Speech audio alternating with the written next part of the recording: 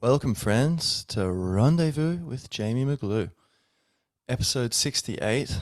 Today, I'm going to very briefly talk about Robert F. Kennedy Jr., uh, who whose father was assassinated in 1968 while running for president of the United States. And it was a long shot thing. Everyone said he couldn't win. And he he had just won the Democratic nomination. Like he was about to become, and then it seemed like he would become president. And then mysteriously tragically, he was assassinated just, right at that point. And so America could have taken, and he was very similar to JFK. He had these, high ideals of,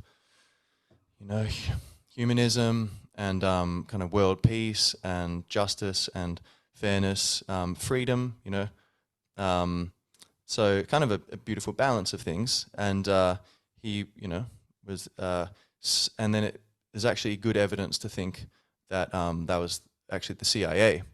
But, that you may not believe that or not, that's okay. I'm not asking you to. But I would just let you know, it seems that much like JFK, there was a concerted effort to prevent these people getting in power. And I'm sure you could believe that, right? That slimy politicians, it's a stereotype for a reason, right? Most stereotypes are based on some truth, And so the fact is, we all know politics is a very dirty game. Human beings like power and we like money.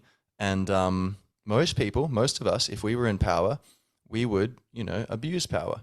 And so it's a rare kind of person who can get that out of the way and can be self-aware enough and disciplined enough and heart-centered enough to overcome that within themselves and to dare to expose themselves to power where, their worst instincts are going to be empowered even while their best instincts are empowered.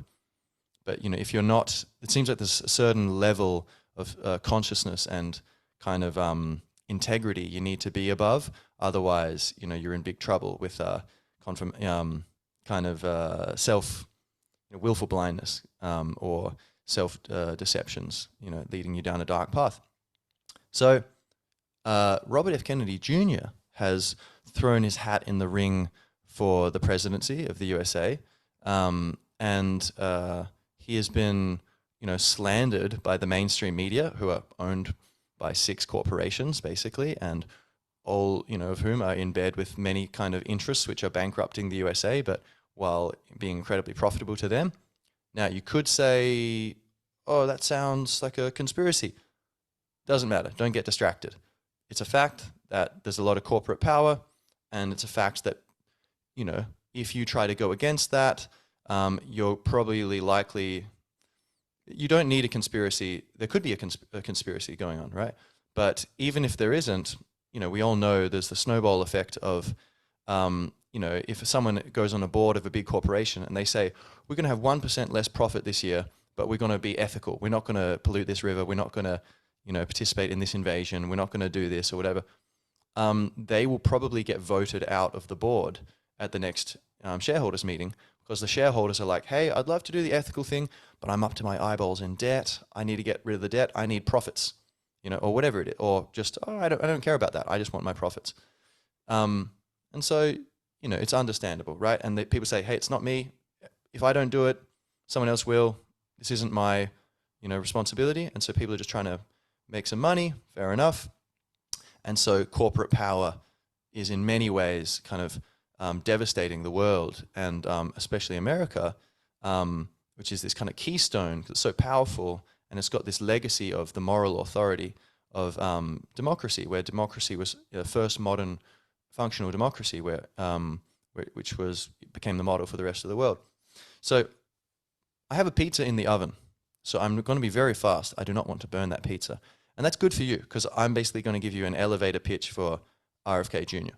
So you will hear him called a conspiracy theorist or anti-vaxxer, whatever, all kinds of crazy things. Anytime powerful people are violently attacking someone, you should raise an eyebrow, and your little bunny ears should go up, like, interesting, maybe that's a good person, maybe not, but for sure when there are people who really want to actually improve the world, they're going to be attacked and slandered like that, aren't they? So maybe RFK Jr. is one of those people, and I would say in fact he is. And I've looked into him very deeply, and part of me is a bit shy about being like, I really admire this person. It's like no one really wants to be too fanboying over anyone. But the thing is, we have big problems in the world. Things could get very ugly if we keep going in the same direction. So we need to wake up and change direction. And America has a very big role to play in this. And there's a window of opportunity, which I feel is not going to stay open that much longer. And this presidency could be key. We might not, waiting for the next presidency might be too late to set certain things, prevent certain things snowballing, like nuclear war, climate change, centralized government, dystopian control, where people using the threat of climate change as justification to be authoritarians and take control of the planet. Now you can look into all the WEF, the UN, Agenda 2030, smart cities, the work of Majid Nawaz talking about all this stuff, this kind of authoritarianism that's been creeping in with his great show Radical and just his work in general. But I'm not going to go into the detail. So basically, why is RFK Jr. good for the presidency? He's a Democrat, so he can pull, the Democrats been going off in this crazy extreme left direction, identity politics, losing, kind of just anti-capitalism, anti-tradition, just kind of getting a bit too extreme. Meanwhile, supporting all this warfare and stuff. So, and being completely in bed with huge corporations. So RFK Jr., basically he's saying he's going to end the corrupt merger of state and corporate power. He's going to end the forever wars and bring the troops back home, close down a bunch of military bases, bring, the American military, basically end the wars and largely bring it back to America. And scale down the wars, or just the military budget and personnel, and use the funds saved through that to invest in education, infrastructure in America, healthcare, basically taking care of America. Now, why does that matter to you? Well, America's sets a powerful precedent for other countries.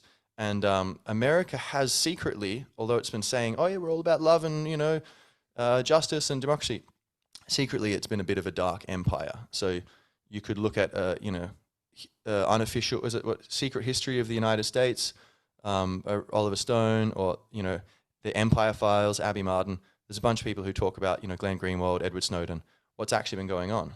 But the US is, it's a sweetheart at its heart. And there's a beautiful side to America. And I think we need America to be the good guy in order for the world to kind of move into a better direction. If America stays the bad guy, I think it's going to be, China is going to dominate the planet. And, God bless the Chinese. I love everyone. But that government is quite dark, as far as I can tell. So it's better to have someone else at the helm, or at least, and ideally several people at the helm. But so we want to keep America in a good condition. And RFK, he's an environmentalist. He cleaned up the Hudson River with his Riverkeeper Alliance organization. So he really cares about nature and the environment, but health. People say, he's anti-vax, but he just says, I'm pro effective and safe vaccines. And he's opened my mind to the fact that they're not safety tested before licensure. And they're the only medicine which is allowed like that, and there's details for why that was brought in. But basically, he's right that there's a lot of toxic substances in our environment and in our bodies due to the medical system being, obsessed with profit. And so he's pro-health, pro-environment, pro-peace, pro-freedom and capitalism. He doesn't want to control everyone, and like tax the rich. He's saying no, that we should, innovation and enterprise are a decentralized system of problem solving. It's beautiful. So in a nutshell, I'm encouraging you to look into Robert F. Kennedy Jr. Check him out on Twitter. He's on YouTube. You can see his videos. Sign up to his email thing. There's like Kennedy24.com. So he's running for president next year, and I think if you spend like a tiny amount of time looking into him, not with the media, the mainstream media, who has been lying for decades, COVID, war in Iraq, 9/11, all kinds of things. What's happening to Julian Assange, all kinds of things where it's just, doesn't get talked about. Ukraine, the depth of unprovoked war. It's like, well, hey, wait a minute. There's a whole bunch of shenanigans with the US with launching a coup, and not to justify that war at all. It's wrong, the invasion. But there was a provocation, and that was terrible. Why would you provoke someone like, Vladimir Putin? Are you crazy? And they did it. So, and he wants to end the war in Ukraine and avoid nuclear Armageddon and bring peace there. So I think if you look at him up, RFK Jr., I reckon, some people, I'm sure it won't be into him, but the vast majority of people listening to this, you look him up, within a few minutes, you'll go, this is a good guy. And then a bit more time, within 15 minutes, 5 minutes even, you go, this guy, is the best person I've seen for the job, And so if you're interested in a peaceful, prosperous planet where we have opportunities and we're not wasting our time spinning our wheels trying to make money while, fat cats dominate us and centralize power, then we need to work together, and we need to encourage and support allies. And I think Robert F. Kennedy is the person I want in the presidency of the USA. And I think if that comes to pass, then that's going to make it a lot easier for other countries to also reset to freedom. And so I encourage you to look into that. And any questions or comments, please leave it in the comments, fittingly enough. And I'm going to go have some pizza. Enjoy, my friends.